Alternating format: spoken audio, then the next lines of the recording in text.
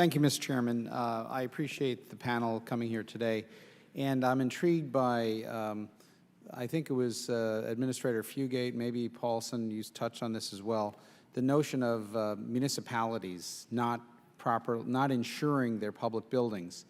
And are there instances around the country where municipalities are typically doing this? We had a significant storm in my district, Irene and Lee. The Schoharie County Courthouse was completely flooded. It had never happened before. It had basically destroyed all of their public records dating back well over 100 years. And the building was obviously the basement flooded, but also was well up on the walls on the first floor of that courthouse. And FEMA did fund a substantial mitigation and repair effort there. So just in terms of trying to get municipalities, incentivize them to carry insurance, can you talk a little more about that and where around the country are municipalities actually doing so? Well, the problem's all over the place, and it could be side by side. I think you may want to put a question in for the record to FEMA to show how many times they pay for uninsured losses on structures. That would be your best indicator. That would be an excellent idea. Perhaps, Mr. Chairman, we can have the committee submit such a question to FEMA and have them place that in the record at this point. Not being there, I don't mind giving them extra work. That's.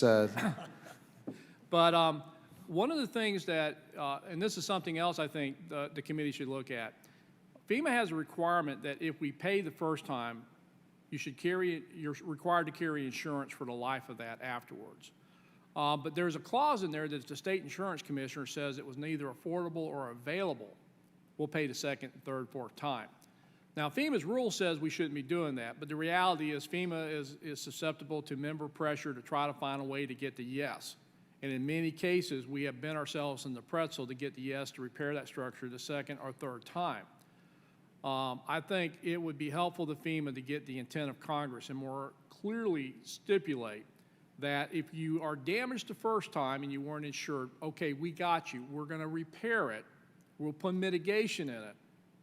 But we'll never come back to that structure again. You must carry insurance for that risk. I think that needs to come from Congress because too often when FEMA has that discretion, the pressure to find a way to yes is so strong that we oftentimes repair it a second, sometimes a third time. And when you're mentioning public infrastructure, are you including, I didn't quite hear your answer before, are you including infrastructure such as roads and bridges? I would defer on roads and bridges because that's something that I'm not sure how you insure, but I would figure if it's got a wall and it has an occupancy of stuff or people, it ought to be insured. And generally on the building side, where it's contents, I've been in many, like Dave says in Florida, we probably rebuilt half the fire stations across South Florida. And think about it, the only reason we were paying as a federal government was because they didn't have insurance on those fire stations.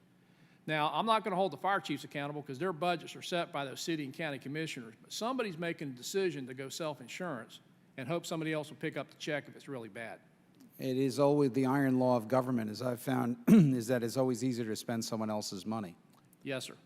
Now, Administrator Paulson, you had, we talked about, both you and Administrator Fugate had talked about the issue of state building codes and creating an incentive if a state had a modern building code. Could you give us a little more information in terms of which states might be at the really complying with your goal, and how would we, what's the standard which we should potentially put in law to determine which states might be reimbursed at the higher rate as opposed to those who were laggards and would be reimbursed at a lower rate rather than that 75%? Well, I'll just talk about my own state, the state of Florida, where we do have a statewide building code, and we actually beefed up that code based on the damage we saw during Hurricane Andrew.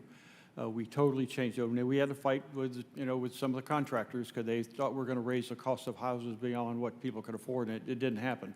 So we pushed hard to change the code, look very clearly at what type of damage we had and why did these homes fail. I'm talking about brand-new homes that failed, an area called Country Walk. These are brand-new homes, and every one of them failed. So why did they fail? We had engineers look at that, and based on that, we took a step back. Okay, here's why they failed. What can we do to fix it where they don't fail the same way again? So a state like Florida would definitely get an incentive because they've done this and they enforce their building codes. There may be another state, and I won't pick on anybody, but let's say they don't have a statewide building code, or they have one and it's not being enforced. So we're going to rebuild those homes back time and time again, either through insurance costs or through costs from FEMA or somebody else. It still falls back to the taxpayer. If a state A doesn't have a code and it blows down, well, all of our insurance rates go up to compensate for what's happened. So it still comes back to the taxpayer. So I'm saying let's be the adult here. I just think Congress needs to step up and say that if you don't have a statewide building code, if it's not being enforced, there's got to be a cost to that. Thank you. I thank the panel. I yield back.